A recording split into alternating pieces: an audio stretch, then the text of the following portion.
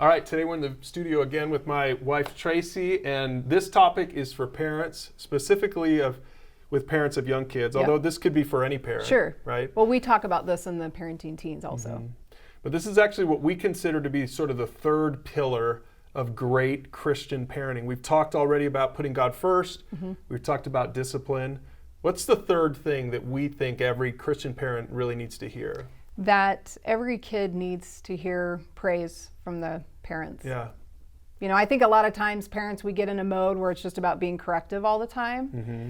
It's really important for your kids to know how much you love them. And we'll talk about some specific ways to do that. Mm-hmm. And some parents are really good at this, and then they're not very good at discipline. Yeah.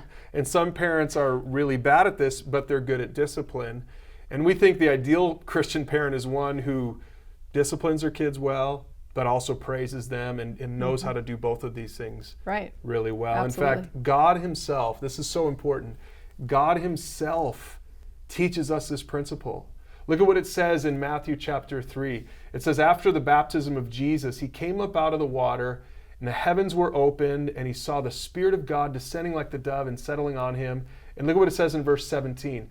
And a voice from heaven said, "This is my dearly loved Son, who brings me great joy." Now think about what's happening there, parents. God the Father is praising his Son. Now, we're not going to get into the details and the theology behind this and the Trinity. You can check that out if that's confusing to you. But the takeaway is this, that God models this principle. In fact, the only time God the Father talks to his Son in public, boy, parents, take this away. The only time he talks to his public is when it talks about his Son in public is when he's praising his Son. What a principle. Absolutely. So parents, we have to do this. And that's what we're talking about in this principle. So Tracy, praise needs to be a couple of things. And first of all, help us unpack this. Praise needs to be intentional. What do we mean by that? Yeah, that you want to be intentional in terms of looking for ways to always praise your kids, right. to look for opportunities to tell them how much that you love them. Yeah. Because again, from the heart of God himself, I would never want our kids to walk around and wonder, right.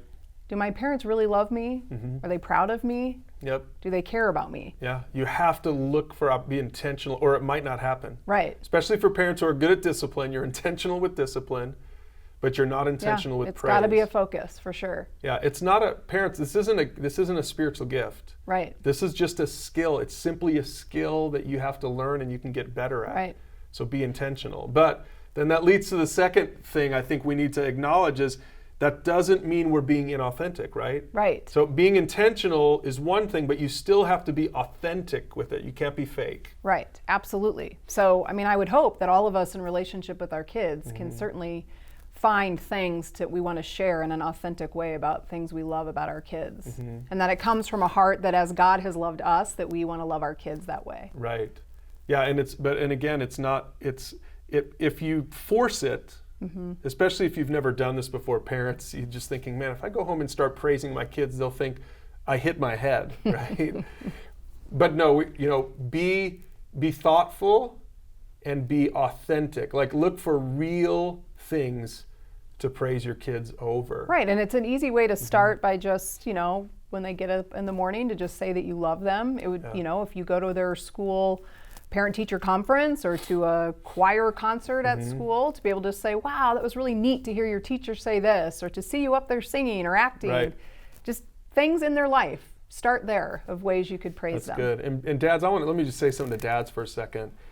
If you've got daughters at home, yes, you should praise them for their looks, but don't just praise them for their looks, right? Right. And make sure that they understand it goes deeper. Again, that's still valuable. It's still important to tell your daughter she's beautiful, because otherwise a boy's going to do that. But look for other things in their personality, right? In their intellect, right? In their ability, absolutely. Yeah, there's plenty of things. If you thought about it, there's plenty of stuff you can praise your kids over. Be intentional about it and make sure it's a variety of things so that they understand their identity is not just wrapped up in their looks, right? Or just wrapped up in their grades, right? Or in their sports or whatever else. Right, exactly. Yeah, so there's three things that I want parents to keep in mind that I think will be good for you guys, especially if this one's a little harder for you. that there's three main ways that we can show love, affirmation, and care for our kids. And the first one is just by our words, just talking, just saying it, just like we were just saying. Right. Finding specific things to praise our kids and to tell them that we love them and that we're proud of them and that we're specific about those things. So using our words are really important. And the second way is with our time. You know, your kids are going to feel more loved. Our kids feel more loved when we come into their world and share in their activities and in their interests, to spend time with them. That you put work aside, that we put our phones down, that we're not watching sports or whatever. We spend time with our kids doing things they enjoy. Yeah, and the last one then is touch. It's, you know, there are several love languages, and this is one of them. Is kids need touch, meaningful, you know, giving hugs and just meaningful quality, you know, interaction. Again, dads and daughters especially, you know, appropriately show your daughter affection in a way that keeps her from looking for it in other, you know, boys as she gets older. This isn't just a daddy-daughter thing, but that's a principle that I always have on my mind with my daughter. Absolutely. Just whatever feels natural to you. Your kids need to feel your touch. A hug, a high five, just putting your arm around them, you know, teasing them a little bit. They need to feel your touch.